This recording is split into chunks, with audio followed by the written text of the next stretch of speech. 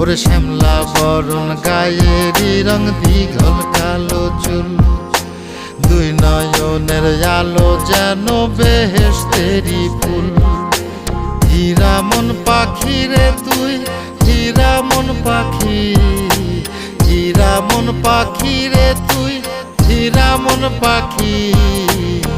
তোর আশায় আশায় আমি কণ্ঠ চাইয়া থাকি, তোর আশায় আশায় আমি কণ্ঠ চাইয়া থাকি।